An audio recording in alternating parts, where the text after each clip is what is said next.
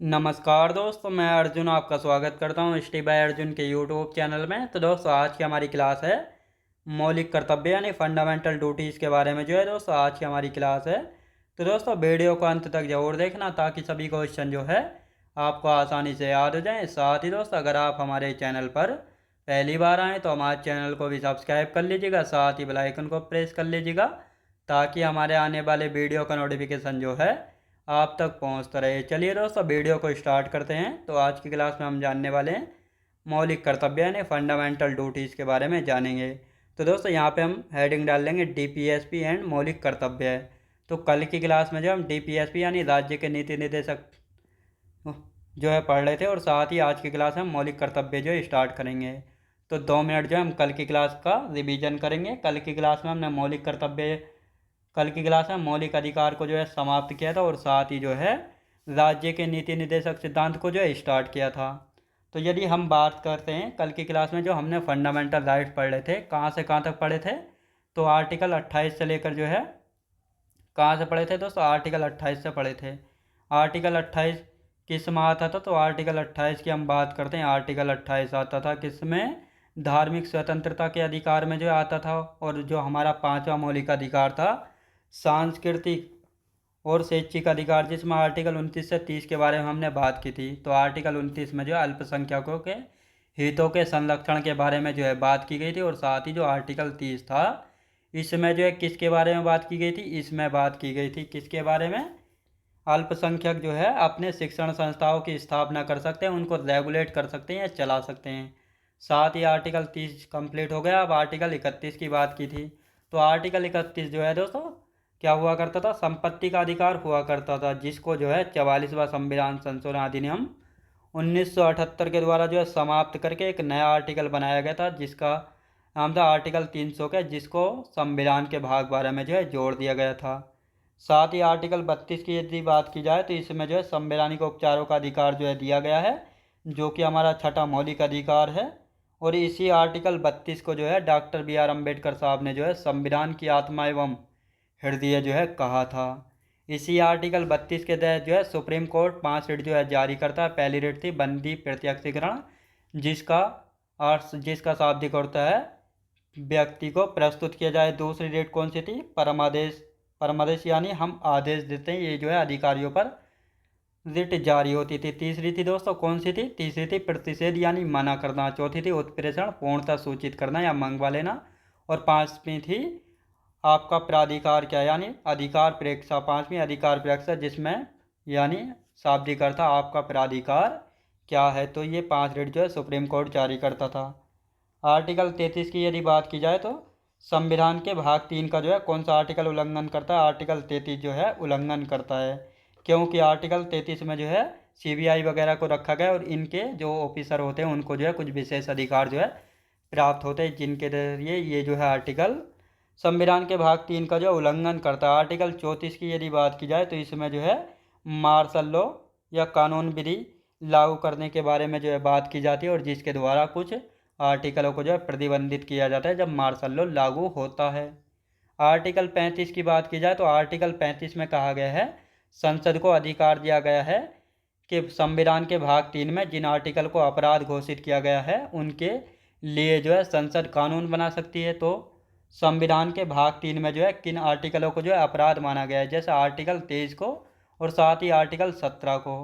Article 17 में जो है दोस्तों छुआछूत के बारे में और साथ ही अस्पृश्यता के अंत के बारे में जो है बात की गई, यानी अगर कोई किसी के खिलाफ छुआछूत या स्पर्शता करता है तो उसके खिलाफ जो है कानूनी कार्रवाई होगी। और साथ ही दोस्तों आर्टिकल 23 में जो है मानव दुर्व्यापार, यानी मानव को, बच्चे को, महिलाओं को अगर कोई बाजार में बेचता है यानी ह्यूमन ट्रैफिकिंग करता है तो उसके लिए दंडनीय अपराध की सज़ा जो है संसद को बनाने का अधिकार है। तो इन सभी के बारे में हमने पढ़ा था। और साथ ही दोस्तों जो डीपीएसपी राज्य के नीति निर्देशक सिद्धांत थे, इनको भी हमने स्टार्ट किया था। तो आप जो है दोस्तों इनको हम जो बाकी के बचे हुए हैं इनको हम पढ़ लेते हैं। यानी डीपीएसपी को संविधान के भाग 4 में रखा गया था। कहाँ से लिया गया था, आयरलैंड के संविधान से लिया गया था। और आर्टिकल की बात करते हैं तो 36 से 51 तक जो हमने इसमें पढ़ने थे। तो आर्टिकल 41 तक जो हम कल की क्लास में पढ़ चुके थे, और बाकी को हम आज की क्लास में कंप्लीट करेंगे। और उसके बाद जो मौलिक कर्तव्य यानी फंडामेंटल ड्यूटीज़ को हम जानेंगे अच्छे से। तो यहाँ पे हेडिंग डाल देंगे आर्टिकल 32, यानी कार्य करने की न्याय संगत एवं मानवीय दशाएं, यानी कार्य करने की न्याय संगत एवं मानवीय दशाएं। साथ ही स्त्रियों को प्रसूति सहायता। तो आर्टिकल 42 में कहा गया है कार्य करने की न्याय संगत एवं मानवीय दशाएं, स्त्रियों को प्रसूति सहायता, यानी जब स्त्री गर्भवती होती हैं तो उनको जो है छुट्टियों की सहायता जो है दी जाती है। जब वह सरकारी कर्मचारी होती हैं तो उनको 6 महीने तक की छुट्टी जो है दी जाती है, और साथ ही उनकी सैलरी जो है पूरी बराबर जो है आती रहती है। तो ये आर्टिकल 42 में है। अब आर्टिकल 43 क्या कहता है? आर्टिकल 43 कहता है सभी मजदूरों को जीवन निर्वाह के लिए उचित मजदूरी मिल सके, यानी जो मजदूरी करते हैं उनको कम से कम इतनी तो मजदूरी मिले ताकि वह 2 वक्त की जो है रोटी चैन से खा सकें। तो इसके लिए आर्टिकल 43 में कहा गया है। अब आर्टिकल 43 का के या ए क्या कहता है? ये कहता है कर्मचारियों को औद्योगिक संस्थानों के प्रबंधन में भागीदार बनाया जा सके, यानी जो कर्मचारी होते हैं, जो इनका लीडर होता है, यानी आपने देखा होगा मजदूरों का जो यूनियन लीडर होता है, उनको जो है औद्योगिक संस्थानों के प्रबंधन में भागीदार बनाया जाए ताकि मजदूरों की डिमांड या उनकी बातों को जो है सुना जा सके आसानी से। तो इसके लिए जो है औद्योगिक संस्थानों में मजदूरों के लीडर को जो है भागीदार बनाया जा सके। तो ये कहा गया। अब सबसे पहले हम बात करेंगे आर्टिकल 43 के क्या को जो है 42वां संविधान संशोधन अधिनियम 1976 के तहत जो है जोड़ा गया था।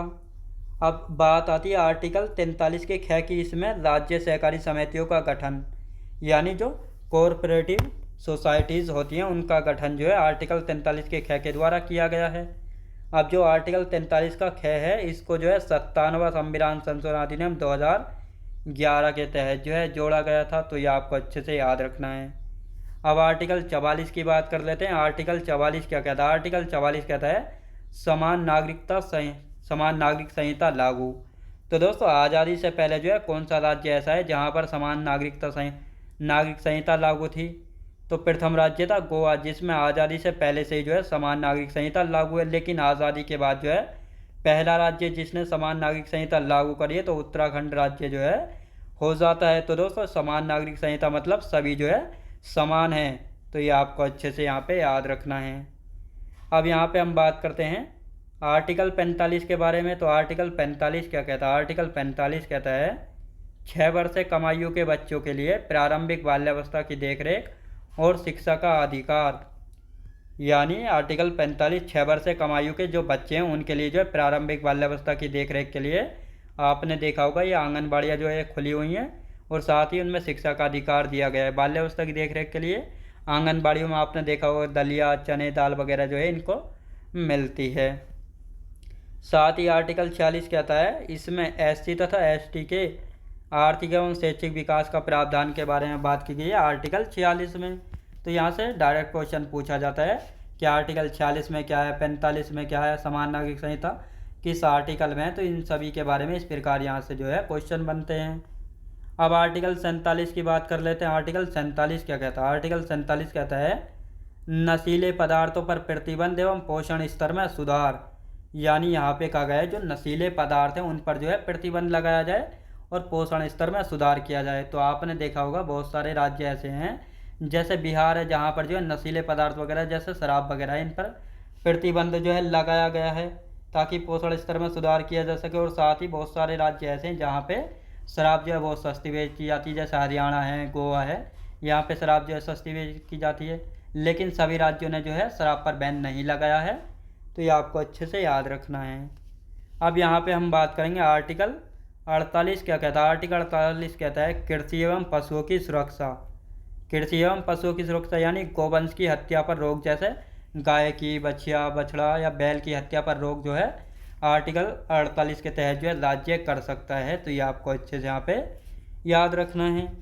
अब बात करते हैं दोस्तों आर्टिकल 48 का क्या है या ये क्या कहता है? तो ये कहता है पर्यावरण संरक्षण तथा वन और वन्य जीवों की सुरक्षा। और आर्टिकल क्या को जो है 42वां संविधान संशोधन अधिनियम 1976 के तहत जो है जोड़ा गया था। तो ये आपको याद रखना है।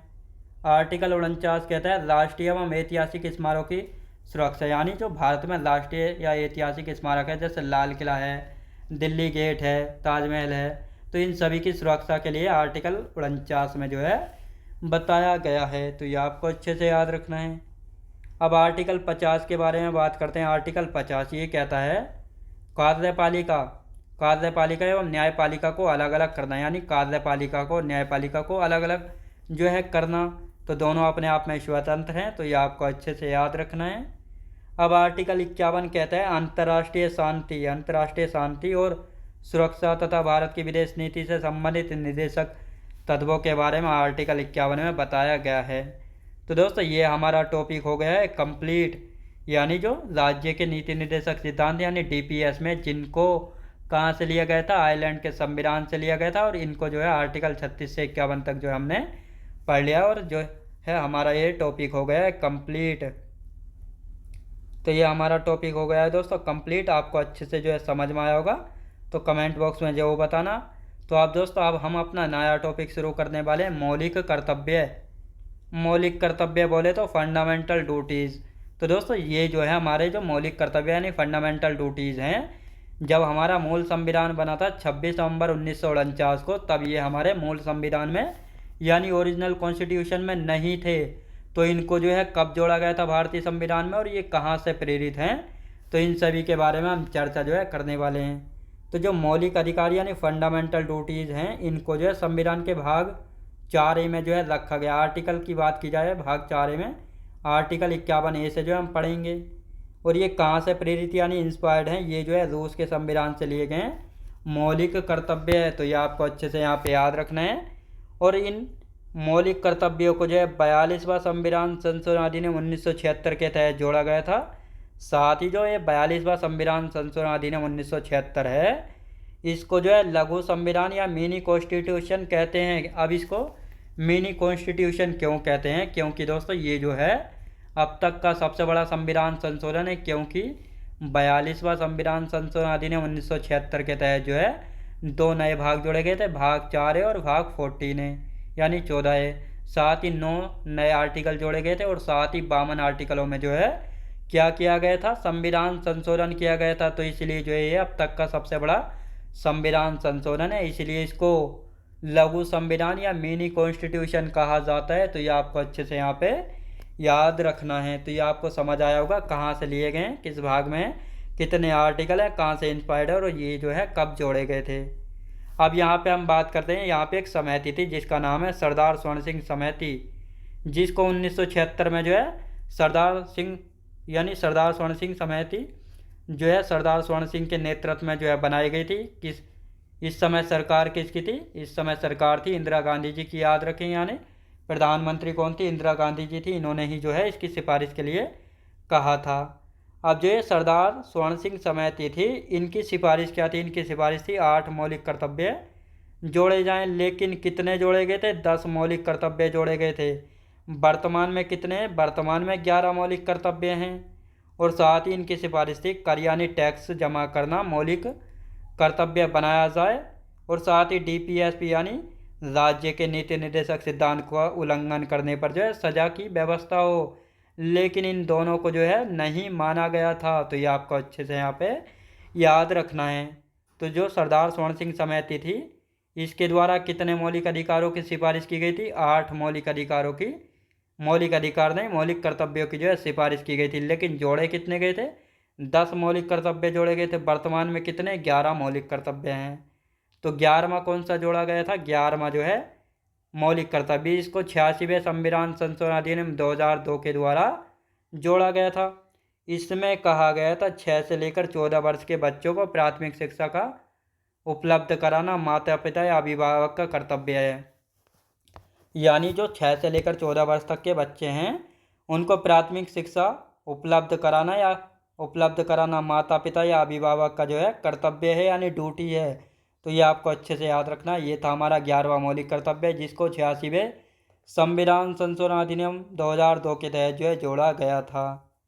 अब इसको जो है आर्टिकल 51 के 1A में जो है रखा गया है। तो ये आपको अच्छे से याद रखना है। अब इनको हम सबको एक एक जो है क्रम से यानी सीक्वेंस में लिखते हैं। तो आर्टिकल 51 1A में क्या है, इसमें कहा गया राष्ट्रीय ध्वज एवं राष्ट्रीय गान का सम्मान संविधान का पालन जो है करना चाहिए। यानी जो आर्टिकल 51A का A है, ये कहता है राष्ट्रीय ध्वज एवं राष्ट्रीय गान का सम्मान, संविधान का जो है पालन करना चाहिए, ये हमारा मौलिक कर्तव्य है। अब दोस्तों ये हमारा तिरंगा है, तो हमारे तिरंगे का अनुपात है 3:2। हमारे तिरंगे का डिजाइन किसने बनाया था? पिंगली वेंकैया ना। और जो ये केसरी रंग है ये जो है बलिदान या साहस का प्रतीक है। वाइट जो है ये दोस्तों शांति का प्रतीक है। और ग्रीन जो है समृद्धि का प्रतीक है। साथ ही जो ये अशोक चक्र है ये जो है प्रगति का प्रतीक है, यानी 24 घंटे जो है प्रगति की ओर। और इस अशोक चक्र में जो है 24 तीलियाँ हैं। कितनी दोस्तों? 24 तीलियाँ। और जो है ये हमारा राष्ट्रीय ध्वज के रूप में कब स्वीकार किया गया था? 22 जुलाई 1947 को जो है हमारे तिरंगे को राष्ट्रीय ध्वज के रूप में स्वीकार जो है किया गया था। तो ये आपको अच्छे से याद रखना है। अब दोस्तों आर्टिकल 51 के ए के बी में हम पढ़ने वाले हैं, यानी स्वतंत्रता सेनानियों एवं उनके उपदेशों का सम्मान करना चाहिए। यानी जो हमारे स्वतंत्रता सेनानी हैं या थे, उनके उपदेशों का जो है हमको सम्मान करना चाहिए। तो ये आपको अच्छे से याद रखना है। अब आर्टिकल 51 का ए का सी कहता है भारत की एकता, अखंडता और संप्रभुता की रक्षा करना चाहिए। तो ये सिर्फ आपको याद रखने हैं अच्छे से।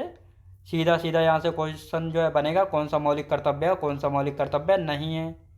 आर्टिकल 51 ए का डी कहता है देश की रक्षा के लिए सदैव तत्पर रहना चाहिए। यानी जब हमारे देश को हमारी ज़रूरत हो तब जो है हमको अपनी देश की रक्षा के लिए हमेशा तैयार रहना चाहिए, यानी सदैव तत्पर रहना चाहिए। आर्टिकल 51 ए के ई में कहा गया है भारत की राष्ट्रीयता एवं भ्रातृत्व की भावना को प्रोत्साहित करना और महिलाओं का आदर जो है करना। तो ये कहा गया आर्टिकल 51 ए के ई में। आर्टिकल 51 ए के एफ में देश की संस्कृति को बढ़ावा देना, यानी अपने कल्चर को जो है बढ़ावा देना। आर्टिकल 51 ए का जी कहता है जैव विविधता, पर्यावरण, झीलें, समुद्र, पशु आदि का संरक्षण करना। आर्टिकल 51 का ए का एच कहता है वैज्ञानिक भावना और जानने की इच्छा का विकास करना। यानी जो वैज्ञानिक है हमारे, वैज्ञानिक भावना और जानने की इच्छा का जो है विकास करना चाहिए। अब यहाँ पे हम बात करते हैं आर्टिकल 51 ए का आई कहता है सामाजिक या राष्ट्र संपत्ति की जो रक्षा और हिंसा से जो है दूर रहना चाहिए। आर्टिकल 51 ए के जे में जीवन में हर क्षेत्र में आगे बढ़ने का प्रयास करता रहना चाहिए। यानी जो हमारा 10वां मौलिक कर्तव्य है ये कहता है जीवन में हर क्षेत्र में आगे बढ़ने का प्रयास जो है करता रहना चाहिए, हमेशा कभी नहीं रुकना चाहिए। आर्टिकल 51 ए का के कहता है जो कि हमारा 11वां मौलिक कर्तव्य है 6 से लेकर 14 वर्ष के बच्चों को प्राथमिक शिक्षा जो है उपलब्ध कराना माता पिता या अभिभावक का कर्तव्य यानी ड्यूटी है। तो ये आपको अच्छे से यहाँ पे याद रखना है। तो दोस्तों ये थे हमारे 11 मौलिक कर्तव्य, ये आपको अच्छे से याद हो गए होंगे। तो ये हमारा टॉपिक हो गया है कंप्लीट। अब कल को जो है एक नया टॉपिक जो है शुरू करेंगे। तो दोस्तों मैं उम्मीद करता हूँ आपको वीडियो क्वालिटी, कंटेंट वगैरह सभी कुछ आपको पसंद आया होगा। पसंद आया हो तो लाइक शेयर और सब्सक्राइब करना बिल्कुल भी ना भूलें। साथ ही दोस्तों अगर आप हमारे चैनल पर नए हैं तो हमारे चैनल को भी जो है सब्सक्राइब कर लीजिएगा। साथ ही कमेंट बॉक्स में बताइएगा ताकि आपको अच्छे से समझ में कोई चीज़ नहीं आई हो तो जरूर बताना। चलिए दोस्तों मिलते हैं नेक्स्ट वीडियोज़ में।